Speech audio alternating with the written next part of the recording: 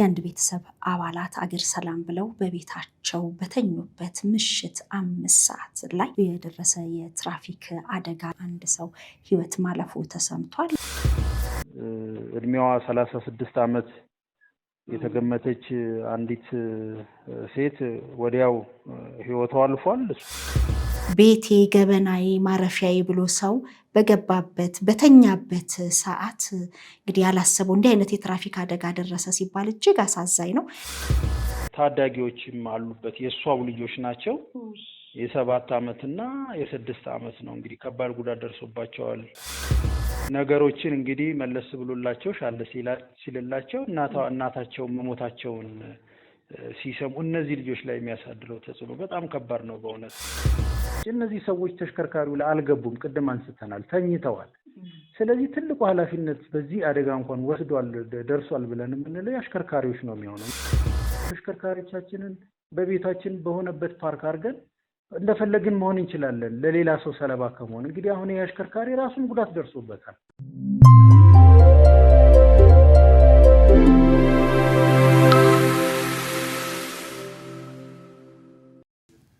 በመሃል አዲስ አበባ የደረሰ እጅግ አሳዛኝና አስደንጋጭ አደጋ የአንድ ቤተሰብ አባላት አገር ሰላም ብለው በቤታቸው በተኙበት ምሽት 5 ሰዓት ላይ የደረሰ የትራፊክ አደጋ ነው። መቼም ሰው በቤቱ ሆኖ እንዴት ሆኖ የትራፊክ አደጋ ይገጥመዋል የሚለው የብዙዎቻችን ጥያቄና ነገሩንም አስደንጋጭ ያደረገው ይህ ነው። በየካ ክፍለ ከተማ ከሚናሮል ህንፃ ጀርባ ላይ የተፈጠረ አደጋ ነው። አንድ ላንድ ክሩዘር እንግዲህ ምሽት 5 ሰዓት አካባቢ መንገድ ጥሶ በመኖሪያ ቤት ውስጥ በመግባት የአንድ ሰው ሕይወት ማለፉ ተሰምቷል። ሌሎች በጽኑ የቆሰሉ ጉዳት የደረሰባቸው እንዳሉም ተሰምቷል። እንግዲህ እጅግ አሳዛኝና አስደንጋጭ ነው። መቼም ሰው ከቤቱ ከመኖሪያ ቤቱ ከማረፊያው የበለጠ ደህንነት ከሚሰማው ስፍራ ወዴት ሊሄድ ይችላል የሚያስብል ነው። ፈጣሪ ከክፉ ነገር ይጠብቀን ነው የምንለው።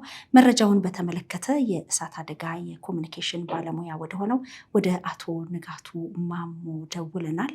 መረጃውን እንዲህ እንሰማለን።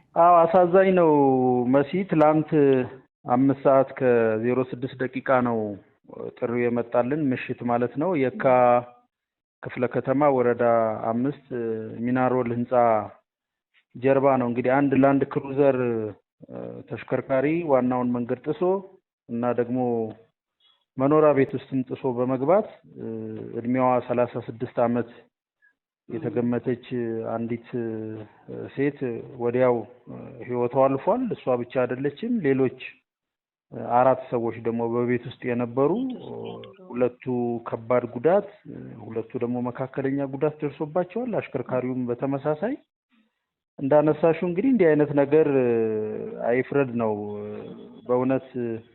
ቤት ውስጥ መቆየት ሴፍ ነው ለሁሉም ነገር። ብዙ ጊዜ የትራፊክ አደጋ ሰለባ የምንሆነው በእንቅስቃሴ ላይ ስንሆን፣ መንገድ ስንጠቀም፣ ወይም ደግሞ ራሱ በተሽከርካሪ ውስጥ እየሄድን እያለ ተሽከርካሪው ላይ በሚያጋጥም ችግር፣ በግጭት በቃ ወይ አሽከርካሪ ወይ እግረኛ ስንሆን ወይ ተሳፋሪ ስንሆን ነው እንግዲህ የትራፊክ አደጋ በብዛት የሚገጥመው እና በቤት ውስጥ ተሰብስቦ ደግሞ መቆየት ከትራፊክ አደጋ ሴፍ ያደርጋል እና ሆኖም እነዚህ ሰዎች እንግዲህ ሀገር አማን ብለው በተኙበት ነው በተለይ ሕይወቷን ያጣችው። በጣም የሚያሳዝን ነው። ደግሞ ከባድና ነገሩን የከፋ የሚያደርገው በመኝታ ሰዓት ነው። ራሳቸውን መከላከል በማይችሉበት ሁኔታ ነው እና በጣም አሳዛኝ ነው። እንግዲህ ቦታው ላይ ስንደርስ ቀደም ብዬ ጠቀስኳት አስቀድማ በደረሰባት ጉዳት ማለት ቤቱ ፈርሷል በላያቸው ላይ። ቤቱ ምን አይነት ቤት ነበር? አይ ደህና ቤት ነው። ያን ያህል በትራፊክ አደጋው ምክንያት የፈረሰ ቤት እንጂ እንዲሁ ዝም ብሎ የሚፈርስ ቤትም አይደለም። እርግጥ ነው ከዋናው መንገድ ትንሽ በቅርበት ያለ ነው። ቢሆንም አካባቢው ሰዎች የሚኖሩበት ነው። መኖሪያ ቤት ነው። እንግዲህ በደንብ አካባቢው ጥሩ መኖሪያ አካባቢ ነው። ደህና ቤቶች ያሉበትም ነው። አዎ ይሄኛው እንግዲህ አስፓልት ዳር ነው። በእርግጥ ግቢ ያለው አልመሰለኝም፣ መረጃ የለኝም ብዙ። ለማንኛውም ግን በምንም ሁኔታ ውስጥ ይሁን ቤት እንግዲህ አጥር ነው። አጥር ቤት ህግ ነው፣ ቤት አይደለም። በምንም ሁኔታ ቤት ውስጥ ከተኛሽ በኋላ የሆነ ነገር ይገጥመኛል ብለሽ የምታስቢበት፣ በተለይ የትራፊክ አደጋን በፍጹም አታስቢ። በፍጹም አይታሰብም። የሌሎች የሰዓት የመሳሰሉት እነዚህ ነገሮች ናቸው እንጂ የሚያጋጥሙት እንዲህ አይነት ነገር በእውነት በጣም አሳዛኝ ነው። ሌሎች ሰዎችም ተጎድተዋል፣ በጽኑም የተጎዱ አሉ። እንግዲህ ቀደም ብዬ የጠቀስኩልሽ ህይወቷ ያለፈው እድሜዋ 36 ዓመት የተገመተች እናት እሷ ህይወቷ ቢያልፍም ሌሎች ደግሞ ጉዳት ከደረሰባቸው መካከል ታዳጊዎችም አሉበት። የእሷው ልጆች ናቸው። የ7 ዓመትና የ6 ዓመት ነው እንግዲህ ከባድ ጉዳት ደርሶባቸዋል። በጊዜ እንቅልፍ ሲያዳፋቸው ነው እንግዲህ የሚተኙትና እነዚህም ልጆች እንግዲህ እናታቸውን አጡ አይደለም። ይኸውልሽ እንግዲህ አሁን እነሱም ጉዳት ደረሰባቸው፣ እሷም ህይወቷን አጣች። እንግዲህ አሁን ነገሮችን እንግዲህ መለስ ብሎላቸው ሻለ ሲልላቸው እናታቸው መሞታቸውን ሲሰሙ እነዚህ ልጆች ላይ የሚያሳድረው ተጽዕኖ በጣም ከባድ ነው በእውነት። እንደገና የህመማቸውም ሁኔታ እንግዲህ የትራፊክ አደጋ እንዲህ ቶሎ የምታገግሚበት አይደለም። ብዙ ውጣ ውረድ አለው። የህክምናውም ሁኔታ ውስብስብ ነው እና ህይወቷ ካለፈው እናት በተጨማሪም የእነዚህ ልጆቿም ጉዳት ደርሶባቸው በጣም ያሳዝናል። አዎ እሱም ደግሞ ሌላ አደጋውን የበለጠ እንደው የከፋ የሚያደርገው እነዚህ ታዳጊዎችም የዚህ የትራፊክ አደጋው የጉዳት ሰለባ መሆናቸውም ያሳዝናል። መስዬ አስክሬንም ለማንሳት የኛ ሰራተኞች የተወሰኑ ሰዓቶች ወስዶባቸዋል። ያው ከተጫናት ነገር ላይ ለማንሳት እና ተሽከርካሪም በቤት ውስጥ ጥሶ ገብቷል። እሱንም በክሬን አንስተን ቦታውን ነፃ ለማድረግ ሞክረናል። እንግዲህ የተጎዱትንም ወደ ሆስፒታል አድርሰናል። እንዲህ አይነት ነገር እንግዲህ በጣም አሳዛኝ ነው። በትራፊክ አደጋ እንግዲህ እርግጥ ነው ሁሌ የምንሰማው ዜና ነው። በዚህ መንገድ ደግሞ ባልተጠበቀ ሁኔታ በቤት ውስጥ አገራማን ብሎ የተኛን ሰው መኪናን የሚያህል ነገር ዋናው መንገድ ጥሶ ቤት ውስጥ ሲገባ በፍጹም ብዙ አይታሰብምና እኛንም በእውነት በጣም አሳዝኖናል። ይሄ ነው የተፈጠረው መሲ። በጣም ነው የሚያሳዝነው። ምናልባት ካልተሳሳትኩ ከዚህ ቀደም 18 ማዞሪያ አካባቢ ይመስለኛል አንድ ሲኖትራክ መኖሪያ ቤት ውስጥ ገብቶ ህይወት ማለፉን ያው ጥሶ መግባቱን ከዚህ ቀደም በነበርኩበት የዜና ሽፋን ሰተን ነበርና እንደው በስራ ዘመንህ ምክንያቱም ከድንገተኛ አደጋ መከላከልና አደጋ ከደረሰ በኋላ ደግሞ ፈጥኖ ምላሽ ለመስጠት ሰው ለማዳን በሚደረገው ጥረት እሳት አደጋ በሀገራችን ቀዳሚው ነው። የዛ የእሳት አደጋ ባለሙያ እንደመሆንህ እንደው በስራ ዘመንህ እንዲህ አይነት ነገር አጋጥሞ ያውቃል? ያጋጥማል። በአብዛኛው መኖሪያ ቤቶች ለአስፋልት ለዋናው መንገድ ብዙ ቅርብ አይደሉም። ቅርብ ካለመሆናቸው ጋር ተያይዞ የትራፊክ አደጋ በአብዛኛው መኖሪያ ቤት ውስጥ እንደዚህ ገብቶ ያውምበት ብዙ የከፋ አይደለም። ነገር ግን የንግድ ተቋማት ላይ አስፋልት ዳር ላይ ያሉ በንግድ እንቅስቃሴ ላይ ባሉበት ሁኔታ ውስጥ ገብቶ ህይወታቸውን ያጡበትን ልናነሳ እንችላለን። ዘነበ ወርቅ በተለምዶ 3 ቁጥር ማዞሪያ የሚባለው አሁን መንገዱ ከተሰራ በኋላ ቁልቁለቱ ቀንሷል እንጂ አንድ የጭነት መኪና እህል የጫነ መኪና እዛው ንግድ ሱቆች ውስጥ የነበሩ ሰዎችን ቁጥራቸው ከ10 በላይ ይሆናል አስታውሳለሁ። በቀኑ ክፍለ ጊዜ ማለዳ ወደ 4 ሰዓት አካባቢ ገብቶ ህይወታቸውን ያጡበትን እሱን አልረሳውም።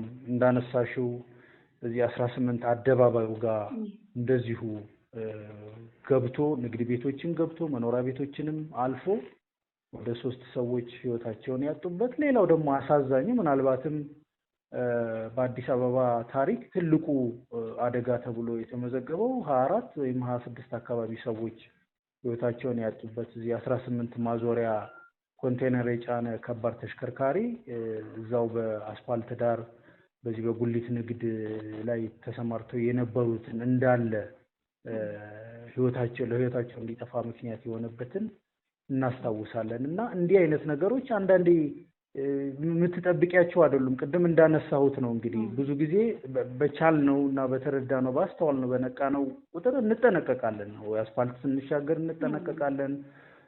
አሽከርካሪዎችም እንግዲህ በቻሉት መጠን የሚጠናቀቁበት ሁኔታ አለ። ብዙ ጊዜ የምንጋለጠው ቀደም ብዬ እንዳነሳሁት በዛ ሁኔታ ውስጥ ስንሆን እንጂ በተቀመጥንበት በስራ ቦታ ላይ በተኛንበት እንዲህ አይነት ነገር ብዙ የተለመደ አይደለም እና ቅድም ያነሳኋቸውን ልናስታውስ እንችላለን እና እንዲህ መሰስ ብሎ መኖሪያ ቤት ላይ ገብቶ እንዲህ አይነት ነገር የሚያደርስ አደጋ ብዙም አይደለም። ግን ያው ቅድም ያነሳውልሻል እነሱን አስታውሳለሁ። መስዬ በጣም አይጣል ነው በእውነት እጅግ አሳዛኝ ነው። በተኙበት እንግዲህ ምሽት 5 ሰዓት የእንቅልፍ ሰዓት ነው። ከ4 ሰዓት በኋላ በአብዛኛው የመኝታ ሰዓት ነው። በሀገራችን ትምህርት ተጀምሯል፣ ልጆች በጊዜ ይተኛሉ እና ቤቴ ገበናዬ ማረፊያዬ ብሎ ሰው በገባበት በተኛበት ሰዓት እንግዲህ ያላሰበው እንዲህ አይነት የትራፊክ አደጋ ደረሰ ሲባል እጅግ አሳዛኝ ነው።